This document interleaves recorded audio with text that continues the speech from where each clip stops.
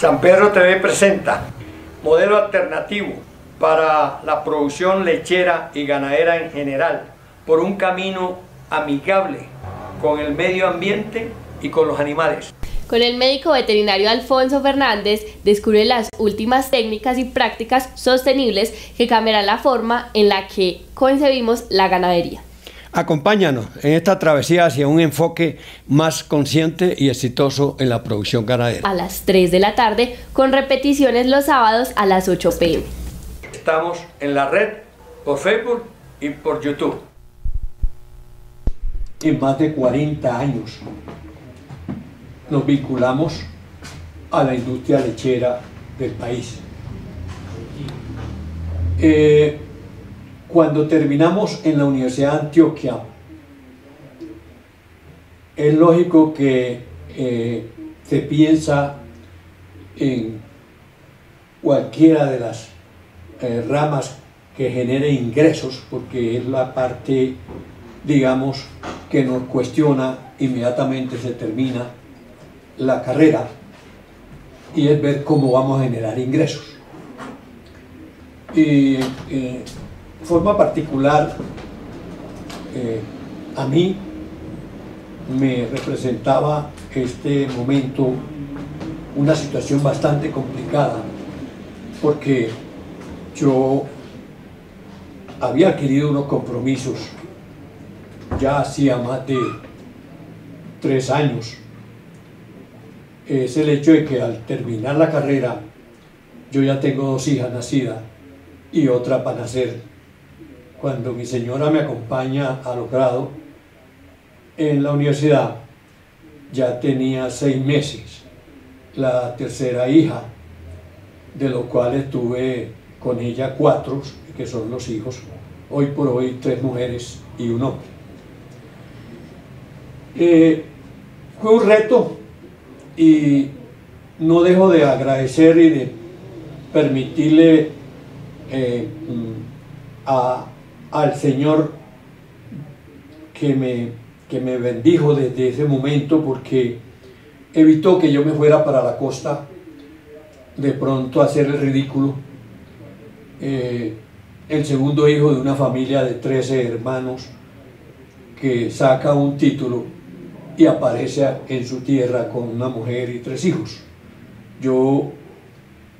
Esos momentos fueron críticos, pero tuve la valentía y la entereza de confiar en el Señor y de pedirle que no permitiera que me pasara eso. Y creo que Él no se dejó esperar las oportunidades que, a través de personas, que siempre lo he dicho acá, tuve la oportunidad de quedarme en Antioquia.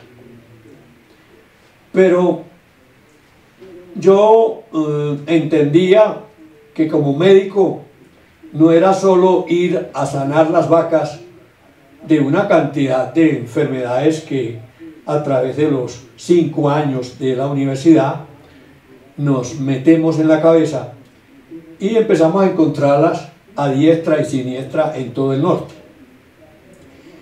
Esto, de pronto el que estudia medicina dice, bueno, para eso estudiaste, ¿no? Para ir a tratar los enfermos.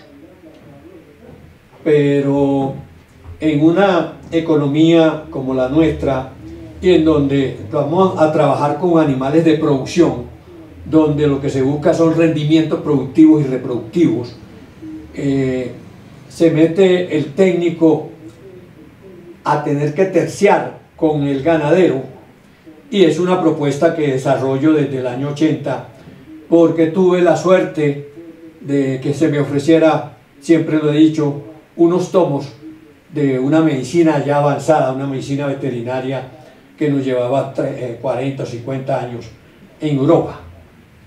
Fue así como, escuchando las propuestas de los demócratas alemanes de ese entonces, yo me apersono de que yo tendría que hacer ser un intermediario con el ganadero, hacer equipo de trabajo.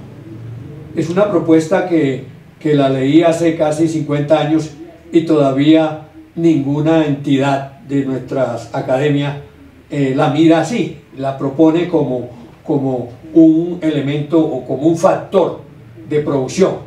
El médico veterinario no puede convertirse en una carga más económica para el ganadero, sino en un factor de producción que lo ayuda a que los rendimientos se incrementen en un 20, un 30% y de ahí pueda participar en su economía y en sus costos de médico y le puedan pagar con gusto. Tanto que estando en reuniones que hacíamos cada 15 días en una empresa que empecé a trabajar acá en la cooperativa, yo proponía y decía que estar en la cooperativa era una oportunidad que se nos prestaba para poder tener acceso al norte y hacer equipos de trabajo a nivel de pueblos o a nivel de veredas, con regiones, trabajar con un pool de ganaderos a los cuales se le podía hacer un contrato de servicio, pero un servicio integral, como me lo propusieron desde hace más de 40 años. Bueno, resulta que la figura que traíamos desde la universidad, con lo poco que traíamos de la universidad, esa compostura o esa visión no se en ese entonces no se le daba al técnico, sino que simplemente vas a ir a palpar y vas a empezar y te van a necesitar en el norte porque las vacas están vacías, porque tal cosa, y entonces tú tienes que ir a palpar. Y nos estigmatizaron con eso. Yo digo que el médico veterinario pierde toda validez cuando simplemente el que lo ocupa solamente lo ve con esos ojos, de que te necesito para que me digas si está preñada o no. Hoy hice un trabajo y quiero referirme a esto porque es una finca que la vengo trabajando desde enero y en donde he concientizado al ganadero que ese acompañamiento de ir a palpar y salir corriendo y decir vacía, preñada, eso no da plata. Eso genera más bien pérdidas, porque yo le dejo 15 o 20 vacas que él suponía que estaban preñadas y resulta que no. Y en unas perdió 3 o 4 servicios, 4 inseminadas y tiene unos costos ya que suman altísimo por la demora que ha tenido vacas con 7, 8 meses bregando a preñarse y pareciera que el negocio para nosotros los técnicos o los tecnólogos o los inseminadores es ese, es venderle y cuanto más le vendo, más cheque tengo y más ingresos tengo. Yo esa figura a mí me ha chocado desde el comienzo y dije, no señor, yo vengo es a reducirle estos costos al ganadero. Pero resulta que el 99% del ganadero sigue todavía metido en esa figura donde a nosotros se nos valora muy poquito, se nos tiene, la credibilidad que tenemos es casi que cero.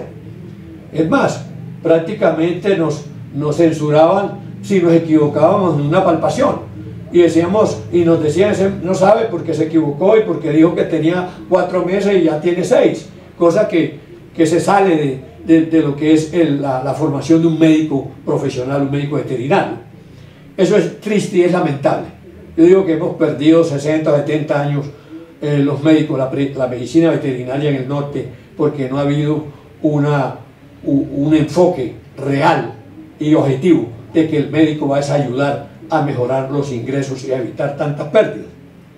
Y hoy cuando estamos hablando y estamos tratando de proponer un modelo alternativo, la gente se asusta o la gente cree que estamos locos porque dice, no, ¿y cómo es que vamos a cambiar esto? Es que no hay más de qué echar mano.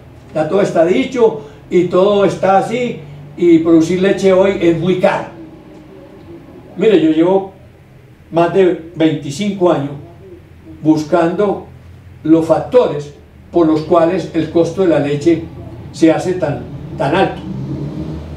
Porque es que cuando uno dice, bueno, yo tengo que ir a comprar unos concentrados, unos abonos, y voy a generar la comida de mi vaca y hago la cuenta versus lo que vendo versus lo que me costó y de pronto esa relación es buena, pero viene la contraparte, es decir, ¿qué pasa en todo este andamio de construcción de producir leche?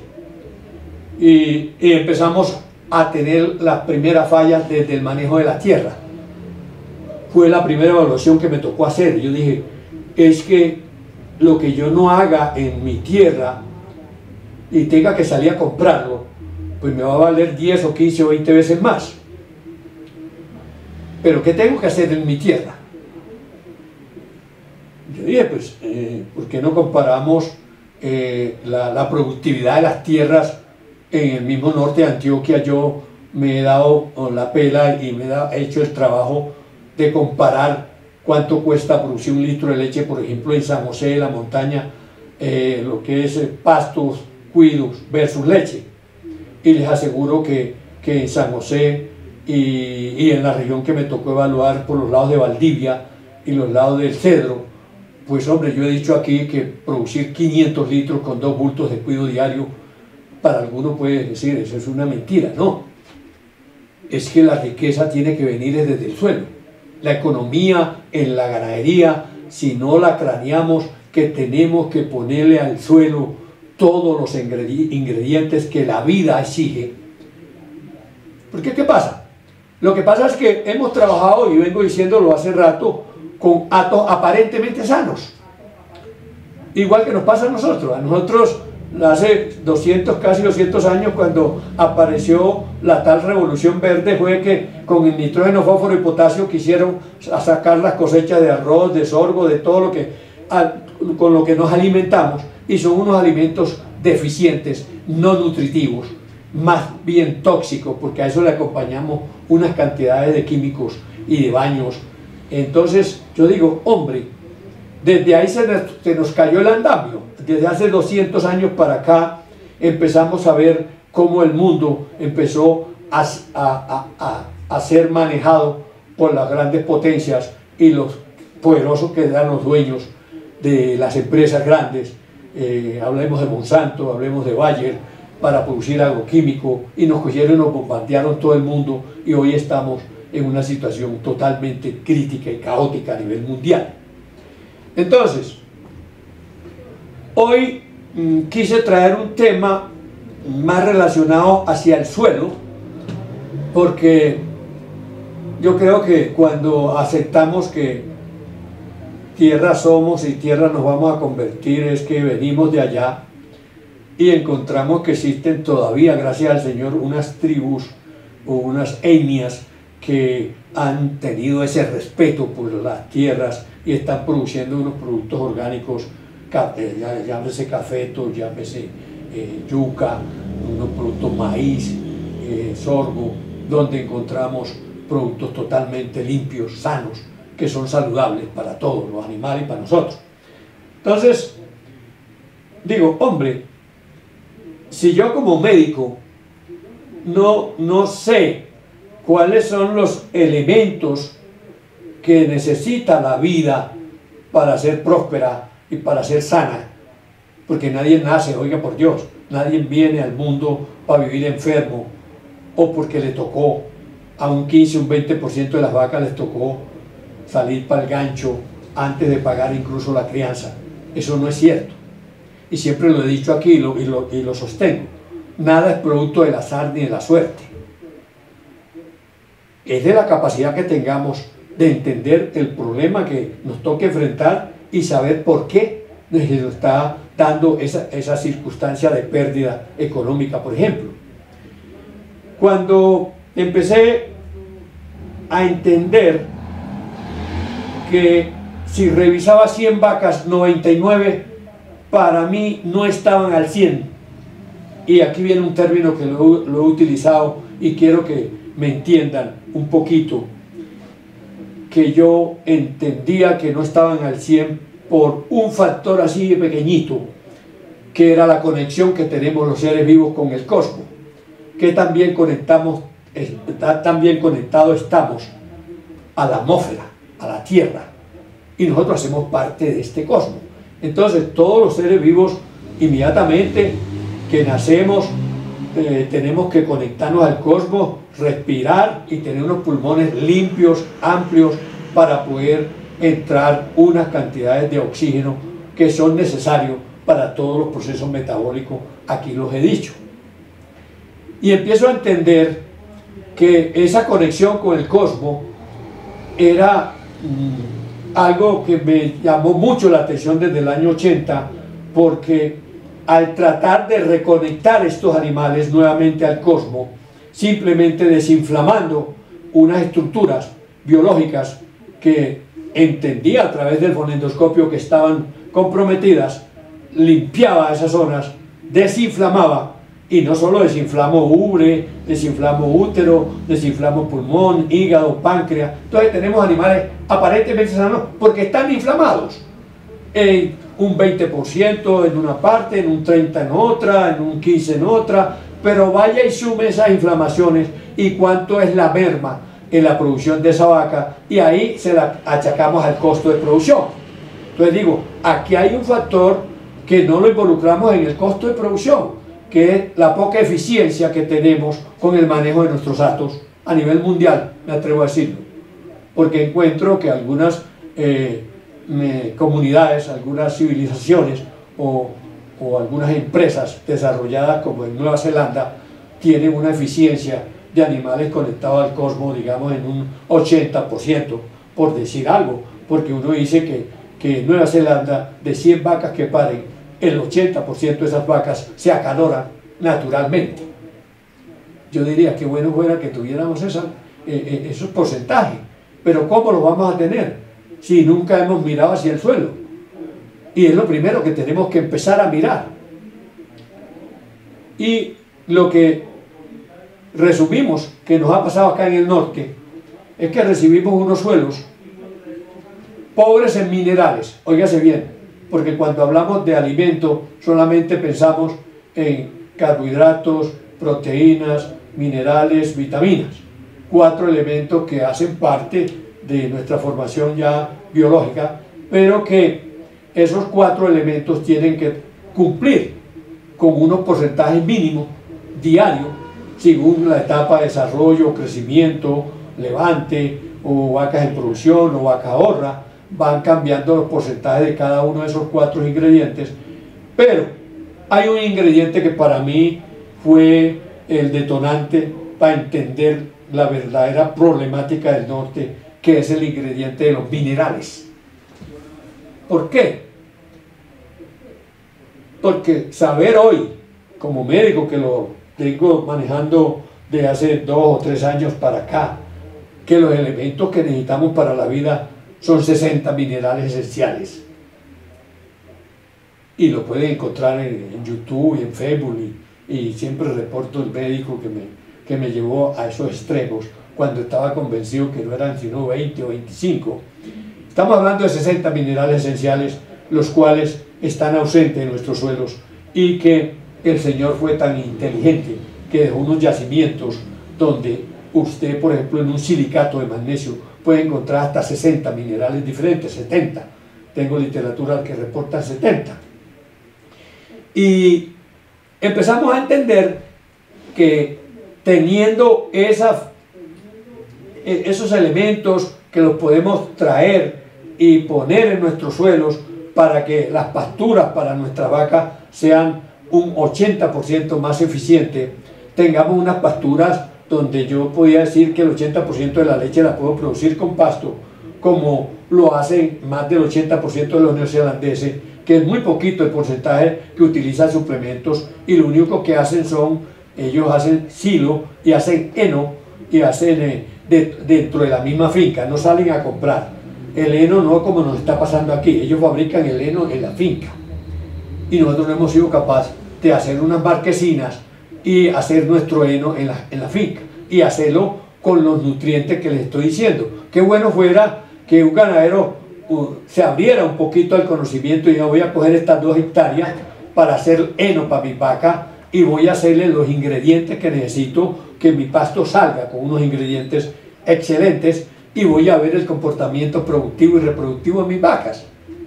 Parece pedir mucho, yo digo, por Dios, pero si tenemos todos los elementos habidos y por haber, y no nos atrevemos, y nos hemos metido así como el caballo cochero, que no podemos mirar para los lados ni oír un concepto diferente, porque todo el que opine diferente en este país es loco, lo tildamos de de izquierdista o de persona no grata. Entonces estamos supremamente mal.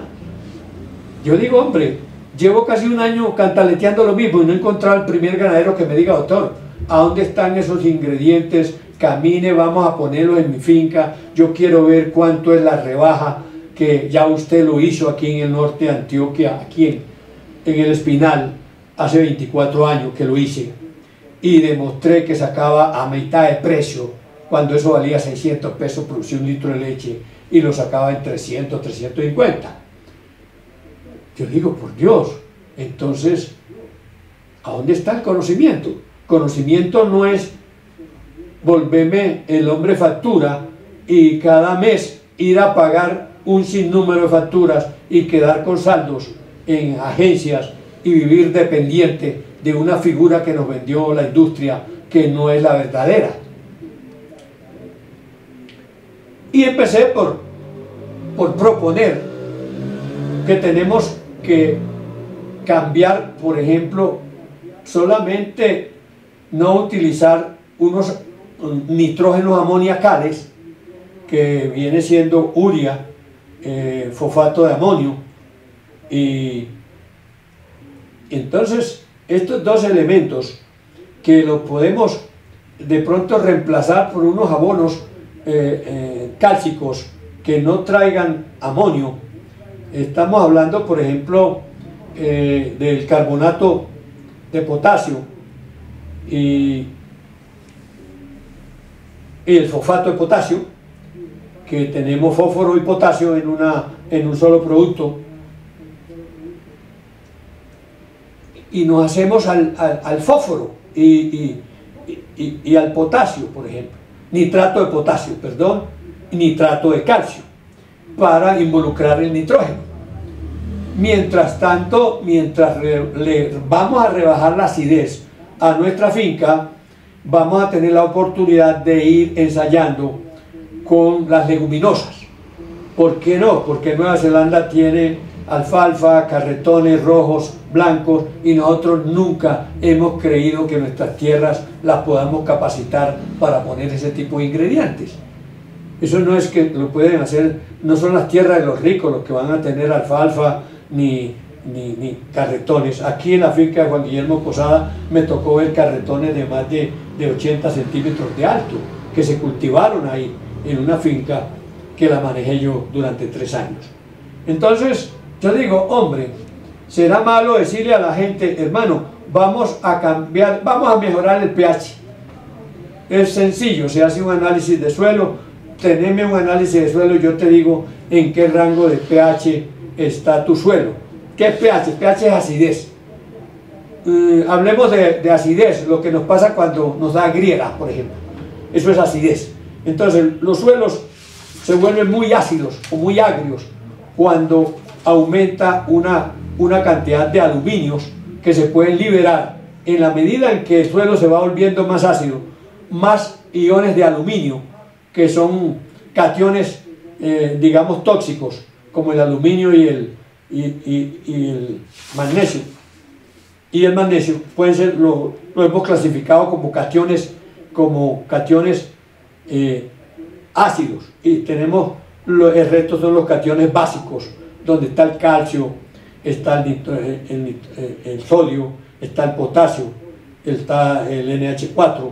Entonces decimos, bueno, vamos a mirar qué pH tengo yo en la finca. Mire, un pH que esté por debajo de 5,5 ya le está robando los nutrientes a la planta.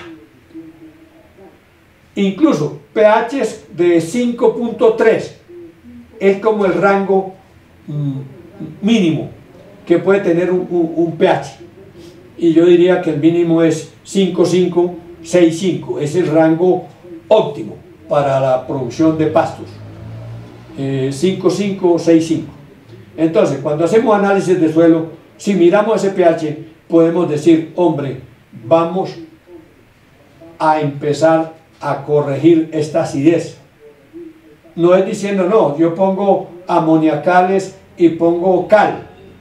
Eso así no funciona. Usted tiene que poner los iones de calcio que son los que van a reaccionar con el hidrógeno y va a formar unos compuestos para evitar, y va rebajándole el pH a esto.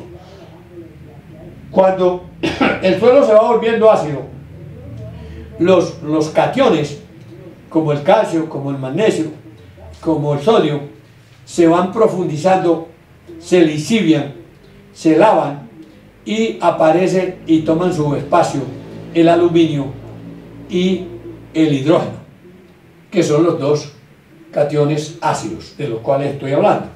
Entonces, tenemos que en las tierras altas como las nuestras, por la sola precipitación que tenemos, que es mucha, hay bastante liberación de hidrógenos, porque hay el agua se descompone y suelta el hidrógeno y aparece acumularse en los suelos. Entonces, decir que podemos empezar con una media tonelada por hectárea de cal y una media tonelada de rocas que la llamo yo una tetra 24, tetra 25, que son 4 rocas que estamos mezclando. Podemos empezar con una tonelada cada año y vamos a ver cómo nuestro costo de producción pastos se va a ir reduciendo en la medida en que vamos activando la parte de los microbios de la tierra, que son los que hacen el milagro. El milagro no es que yo tire la urea y el nitrógeno ureico no se lo come la planta tiene que pasar ese nitrógeno por un proceso que lo hacen las bacterias a llevarlo a nitrito o nitrato, que es la forma como la planta lo toma. Entonces, hombre, ¿por qué somos tan adictos a tirar cantidades de nitrógeno y no buscamos la forma de que no se nos pierda tanto nitrógeno? Es que el costo de la producción de nuestra leche sigue siendo, hoy que estamos echando, mire, desde el año 2000, aquí se le tiraban 15 kilos y medio para producir la comida de una vaca de un mes, cuando usted con 2 kilos de nitrógeno le puede producir 20 kilos diarios de pasto verde a una vaca por 30 días. Entonces yo digo, por Dios, pero aquí ha faltado sido educar a la gente. La gente ha sido feliz, lleve y lleve, lleve y tire y tire y tire, y nunca se pregunta, hombre, ¿por qué razón cada día amanece más costoso no solo el bulto, sino que tengo que comprar más? Ahí es donde yo digo, hombre, qué forma de empobrecernos sin querer escuchar que estamos haciendo las cosas simplemente porque las vemos que los demás lo hacen, pero nunca preguntamos cómo podemos cambiar esto. El pH de la tierra, ahí buscar una manera, la voy a tener dentro de muy poco, creo que de aquí a enero, un pHímetro, que no es sino ir con el aparatico, enterrarlo en X o Y parte, unas 4 o 5 veces en el suelo, y nos va a marcar la acidez del suelo, lo que sería un paso muy bueno para de una vez tener en la mente que vamos a trabajar con ciertos grados de acidez y que podemos empezar a hacer los procesos de encalamiento que pueden durar entre 3 a 5 años. No se trata de ir a tirar 5 o 10 toneladas de cal porque voy a encalar esto de una, no. Pero vamos haciendo uso de unos recursos a base de calcio para que no acidifiquemos tanto la tierra. Esto,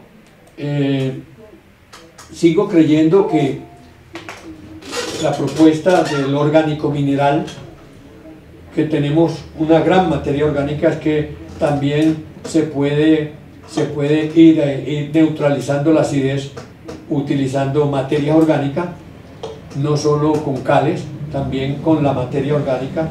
Los suelos ácidos, generalmente los más ácidos siguen siendo los suelos arenosos, porque son pobres en materia orgánica y son pobres en cationes y son pobres en minerales.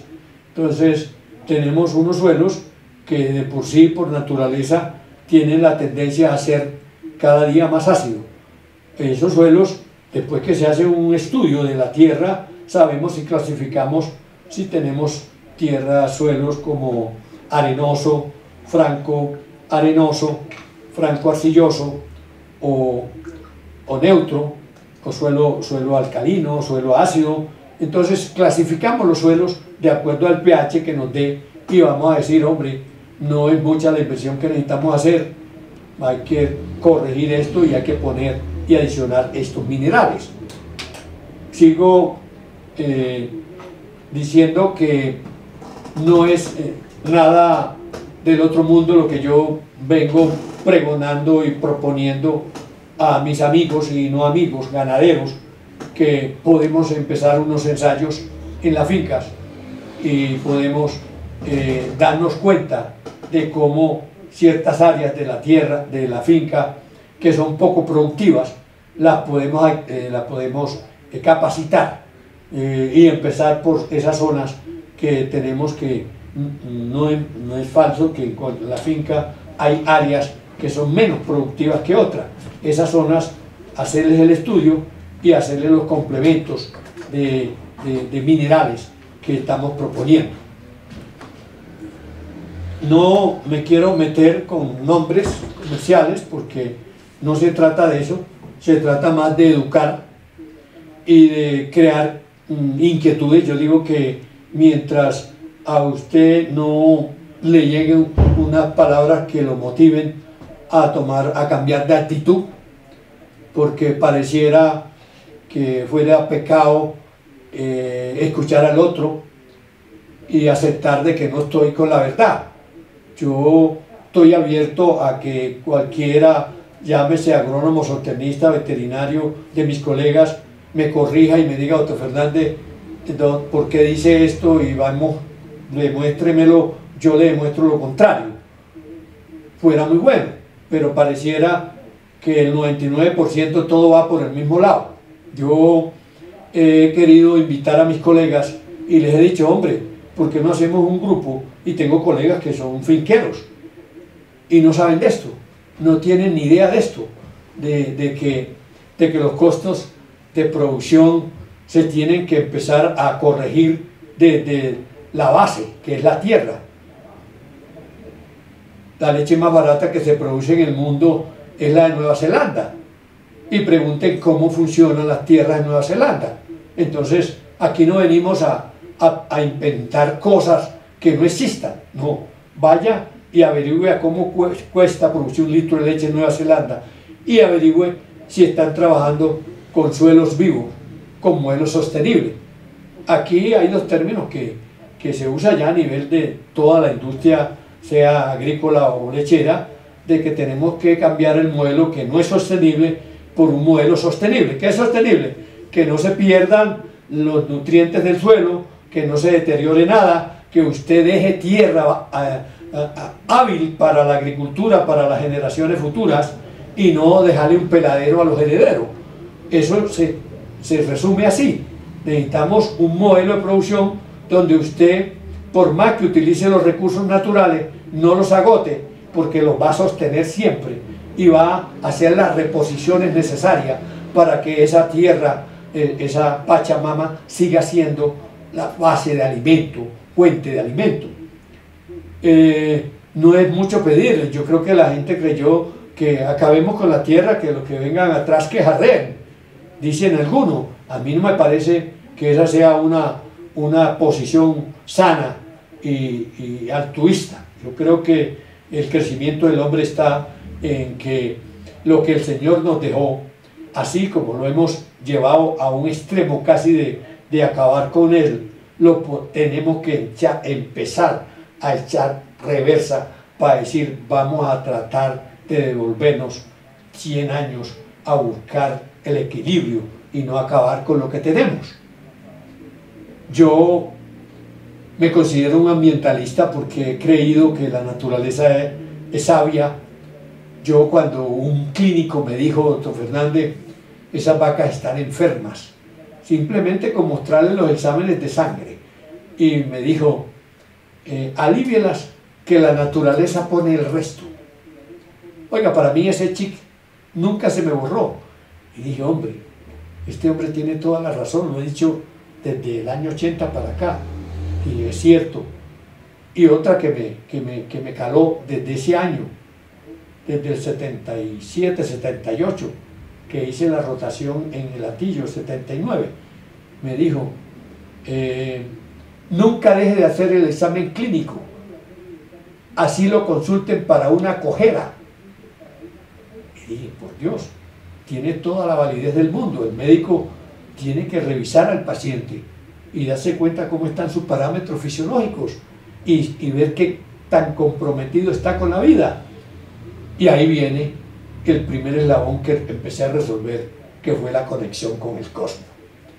Yo le debo mi profesión y todo lo que soy hoy a darle esa importancia al oxígeno. Y dije, si no hay una buena oxigenación, y lo comprobé después cuando tuve un trapiche yo saqué panela en Yalí, y cuando vi que el cárcamo se ensució mucho y no había una corriente de oxígeno, las pailas hacían hervorcito y hacían espumita y no hervía el caldo de la panela, el jugo de la caña, y era porque no había suficiente oxígeno.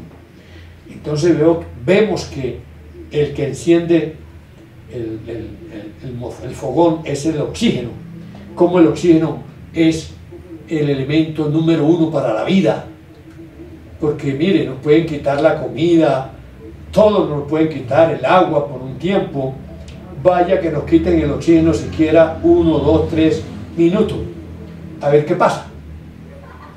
Y digo, por Dios, le hemos prestado tan poquita importancia al oxígeno que por ahí se empiezan todos los procesos de menoscabo, de daño, deterioro en nuestros hatos ganaderos, y a eso no se le ha parado ni 5 de bola.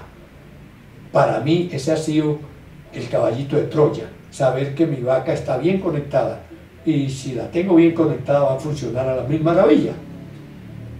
Pero a un ganadero le puede parecer ridículo que un médico vaya y se ponga un fonendoscopio y revise los pulmones de su vaca. A mí se me reía, por ejemplo, un ganadero de Don Matías y me decía, ¿usted cree que me va a descrestar con eso? ¿Usted cree que eso va usted a saber si la vaca está o no está inflamada? Y le dije, sí, desafortunadamente estamos en un mundo donde estamos muy disparejos en el conocimiento, y yo creo que la falta de conocimiento nos mata hoy por hoy. Tenemos una población campesina que se le ha castrado sus derechos de culturizarse y de educarse, y creemos que el estudio no sirve. No falta el que diga que para qué estudio, que no necesita eso, y no falta la familia que le niega el estudio al hijo, cosa que en otras regiones como de la que yo procedo, mi papá me decía, hijo, yo no tuve un padre que me pudiera dar el estudio, pero yo creo que ustedes deben estudiar. Y todo, fuimos más o menos unos 8 profesionales en mi casa, y le agradecemos que nunca nos negó un peso para despacharnos para la capital, sea para Bogotá o sea para Medellín, a estudiar. Eso se lo agradecemos a un padre que ve con buenos ojos el estudio de sus hijos. La educación hoy por hoy, vemos por ejemplo, el hombre más rico de Colombia es el que inventó el banco, digamos, que se maneja virtual, es un antioqueño. El tipo tiene 43 años, es el tipo más rico del país. No es Ardila Lule ni este otro señor, no señor, este señor que empezó por el lado del Brasil. ¿Cómo le parece que la familia de este muchacho tuvo que salir de huida para Costa Rica, y allá creció en Costa Rica este muchacho antioqueño, por huida que lo mataran acá por la violencia, y se educa en Costa Rica, en los Estados Unidos, y luego pasa al Brasil, y allá en Brasil forma el Unibank, un banco que es digamos, como les dije, que es virtual, y es el tipo más rico, con 43 años, del país. ¿Sirve estudiar? Claro que sirve. Entonces, los invito, amigos ganaderos, a que todas estas charlitas que las hago con mucho amor, y no piensen en plata para el doctor Fernández, porque en realidad a veces la gente cree que cuando uno hace este tipo de programa está desesperado porque no tiene con qué comer. Qué tristeza, ¿no? Y resulta que yo estoy haciendo esto hoy por hoy porque tengo un soporte alimenticio, digámoslo así, de parte de mis hijos que los eduqué. Y me dicen, papá, pero ¿por qué no te relajas? Yo tengo que seguir trabajando, es que el Señor me jubilará. Y tuve con corazón abierto no hace 15 meses. Entonces yo digo, hombre, aquí venimos, el Señor nos trae a cumplir una misión de servicio. Mi vocación es de servicio 100%. Yo en esto nunca he pensado en que me tengo que montar en el mejor carro y ser el más platudo del pueblo, por Dios. Yo quiero ser el que deje una huella sembrada en este pueblo y se diga, alguien vino aquí, habló esto hace 30 o 40 años y nadie le paró bola. Y eso va a suceder. Tiene que suceder porque así ocurre en el mundo. Siempre las personas cuando están presentes no se les escucha, pero después que ya se muere, dicen, hombre, tenía la razón, ese berraco hace 40 años nos lo dijo y no le paramos bola. Espero que esta charlita le sea agradable y haya generado preguntas, porque de suelo es mucho lo que tenía aquí escrito y no me quiero creer agrónomo, ni más faltaba. Quiero es tener el conocimiento mínimo de una tierra para que sea productiva. Muchas gracias y que el Señor los bendiga.